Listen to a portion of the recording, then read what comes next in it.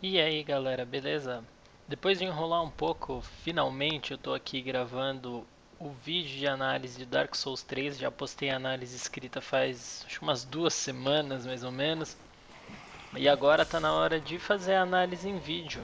Bom que eu posso me prolongar um pouco mais, que é muito mais rápido de falar do que escrever às vezes eu fico com um pouco de preguiça de escrever, eu admito, então a minha análise do Dark Souls, no caso, foi bem curtinha. Achei que eu poderia ter escrito mais coisa, mas eu guardei um pouco pra falar também, porque senão eu acabaria fazendo um vídeo basicamente repetindo tudo que eu já tinha falado lá. Então, pra quem não conhece, Dark Souls é um jogo de ação com alguns elementos de RPG e hack and slash.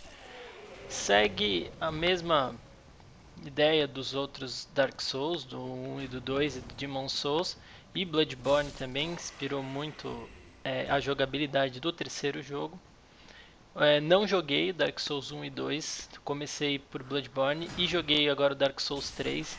Então, no começo sofri bastante, apesar de ter visto e lido muito sobre como o Dark Souls 3 é um jogo com a jogabilidade muito mais rápida do que os outros dois primeiros.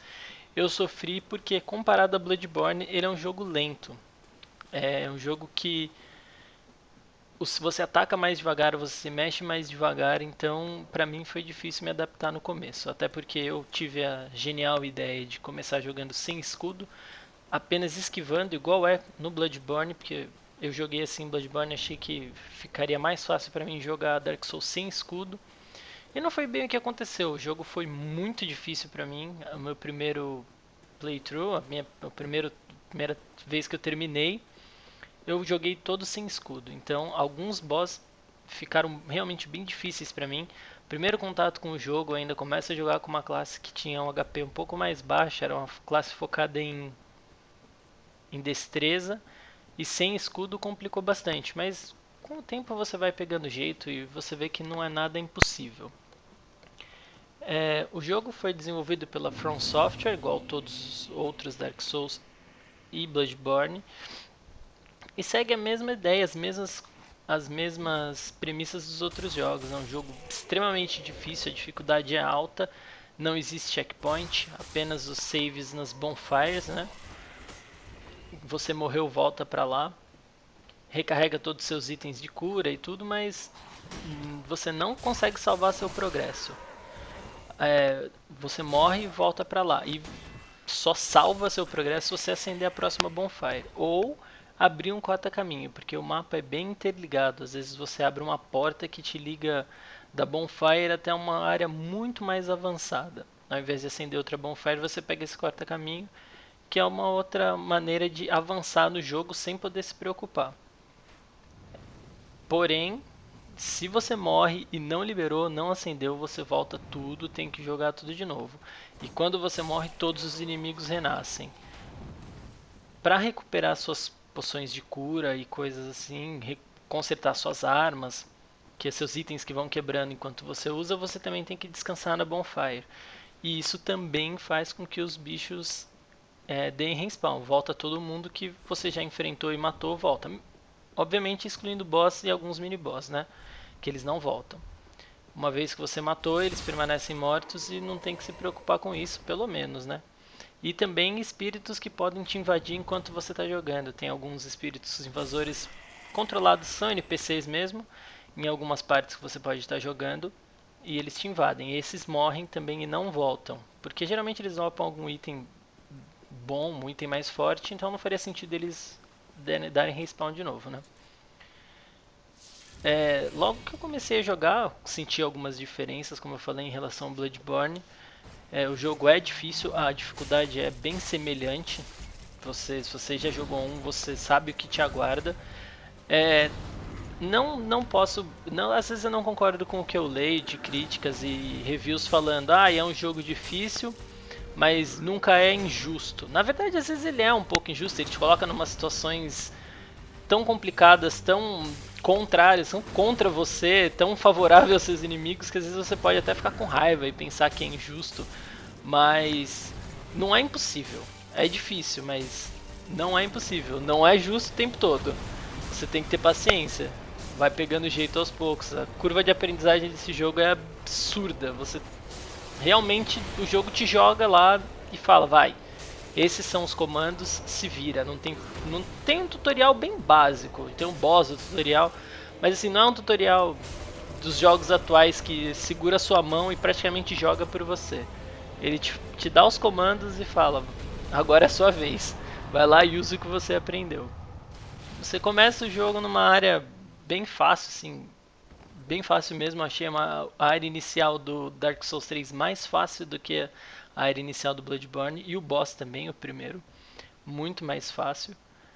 Você já começa o jogo, você pode criar seu personagem, escolher uma das classes que tem disponíveis.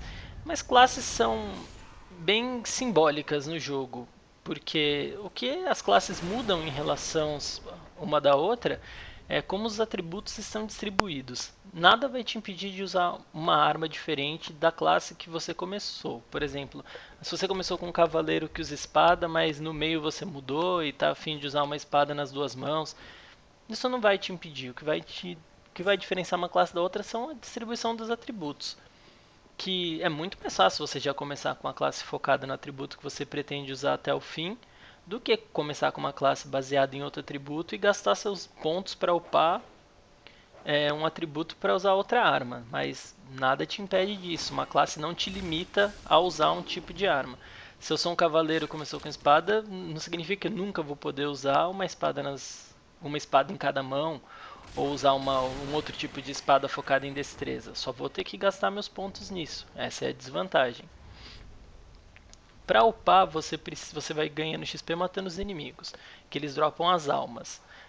As almas você usa para upar, passar de nível, para comprar itens e também para melhorar as suas armas. Armas e escudo. Nesse jogo não tem melhorias mais de armaduras.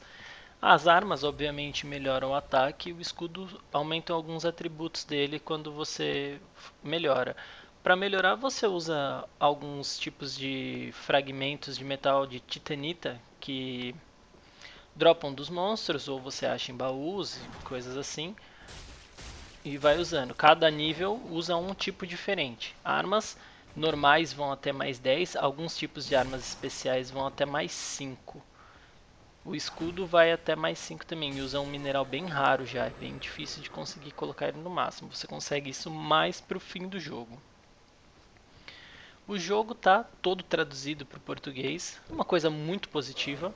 Não tá dublado, ainda bem. Bloodborne foi dublado e traduzido os textos em português. E a dublagem não ficou ruim, mas não ficou boa. Então eu gostei mais da opção que foi feita agora por Dark Souls, que foi só traduzir textos e deixar a dublagem em inglês. Muito bom, muito mais fácil, gostei disso. É bom para quem não tem o domínio total da língua, então ter os textos já ajuda muito mesmo, muito mesmo. A jogabilidade tá boa. Assim, não tenho como comparar muito com Dark Souls porque não joguei, mas os comandos respondem muito bem. É, acho estranho porque como o jogo é mais lento, no Bloodborne eu estava acostumado a vou esquivar, aperto o botão de esquiva várias vezes, ele esquiva duas, por exemplo, e para. Dark Souls ele grava um pouco mais do que você apertou por um pouco mais de tempo. Ou seja, você aperta para esquivar 3 vezes muito rápido, aí você acha que ele vai esquivar uma só porque você já parou, às vezes ele dá uma esquivada a mais porque pelo jogo ser mais lento, o comando que você mandou por último ele ainda executa, mesmo que você já tenha parado de apertar o botão. Isso pode atrapalhar um pouco no começo, principalmente com o item de cura, que às vezes você tá quase morrendo e tá no desespero, aperta 2 vezes, mas você queria só usar um, você achou que apertou 2 rapidinho, não faz diferença, às vezes ele vai e usa 2 itens de cura e acaba desperdiçando um. Mas é coisa do costume, só precisa ficar um pouco mais calmo, apesar do desespero tomar conta de você em muitas situações, mas coisas mínimas. Uma coisa bem negativa do jogo, assim, que não chega a tirar o brilho, mas que atrapalha, são as quedas de frame rate. Em alguns locais, isso realmente atrapalha seu gameplay, atrapalha muito. Porque é um jogo que você precisa de um timing correto para esquivar, para fugir dos hits. Às vezes, uma queda de frame rate faz você esquivar um pouquinho antes e você acaba apanhando. Isso te frustra muito.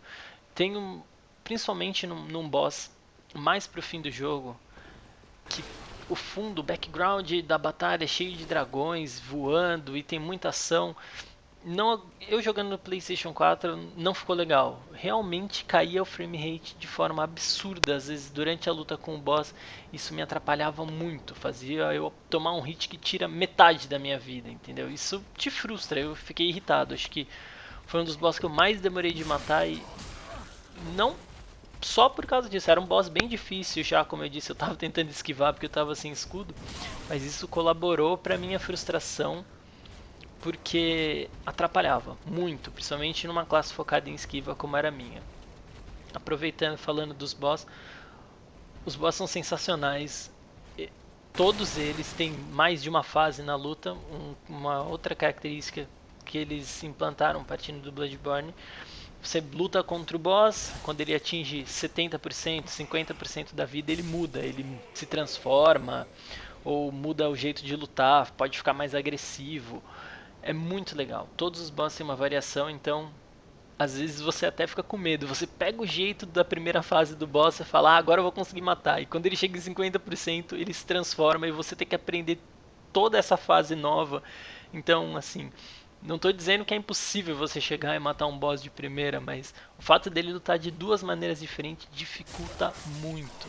Você pega o jeito da primeira parte, você vai ter que jogar, passar a primeira parte e começar a acostumar com a segunda. Isso é muito legal. Torna o jogo muito, muito dinâmico, muito legal de enfrentar os boss. O design deles é sensacional. São todos muito criativos, muito bem feitos. O gráfico do jogo eu achei não sempre tão lindo, mais bonito de todos, mas é muito legal mesmo. Seguiu também as características do Bloodborne de ter um gráfico bem detalhado, os cenários muito ricos em detalhes.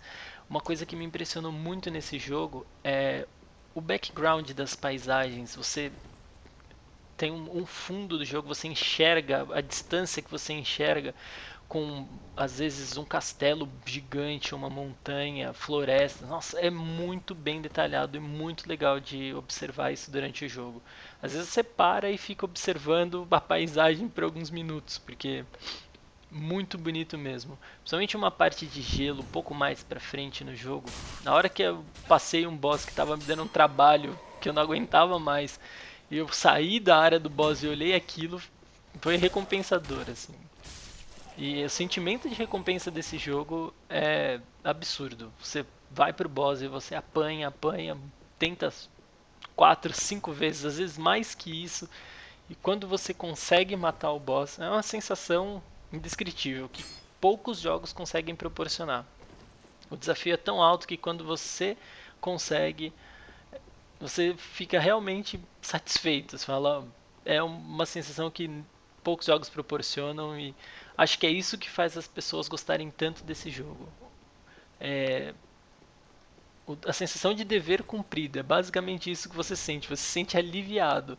Enquanto você não passa, parece que você está carregando um peso nas costas. E quando você tira esse peso, é uma coisa muito boa, sensacional.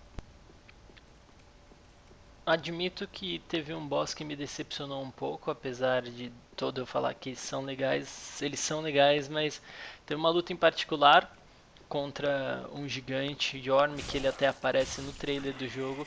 Foi meio decepcionante. A maneira que você derrota ele é diferente, é criativo, mas eu esperava que eles fizessem essa luta de uma maneira diferente. Mas no geral, os boss são bem legais mesmo.